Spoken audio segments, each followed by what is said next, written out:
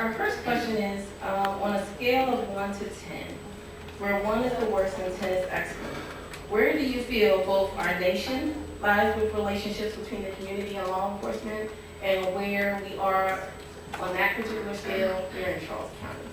And any of you can start if you want. I think that I'd agree with the sheriff to a certain degree that relations are bad.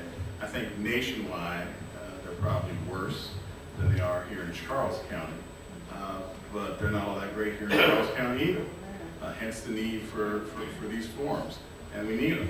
You know, when I started prosecuting, 20-some years ago, how many people here have ever been on a jury, or been on a criminal jury? Okay? Probably when you were there, especially if it was a while ago, you got a question from the judge before you got put on there that said, would you believe the testimony of a police officer more than you would any other witness simply because he or she is a police officer? We used to give that question all the time. We don't give that question anymore. Now the question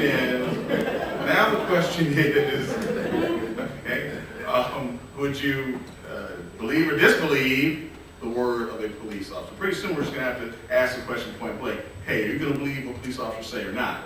Okay, based on their testimony as opposed to whatever preconditions you have. All right, that's how our country has gone, and it's a lot has to do with the incidents that the sheriff alluded to. And the problem is that no matter what good you do, okay, all the good, because we live in a society where we don't report the good. We just don't, right? I mean, we just don't. Evening news, it's always negative. And it is news. What's the old saying? It's news when man bites dog, right? And the reality is this: is that sheriffs, prosecutors, judges, by and large, do great and good all the time. So guess what? That ain't news. It's when something that happens up in Baltimore, what everybody's all agitated about right now, happens. And rightfully so, everybody should be all agitated. Rightfully so, people should be mad about Ferguson and everything else. But that's what makes the news. And unfortunately, that brush that the sheriff is talking about, that's where the pain comes from.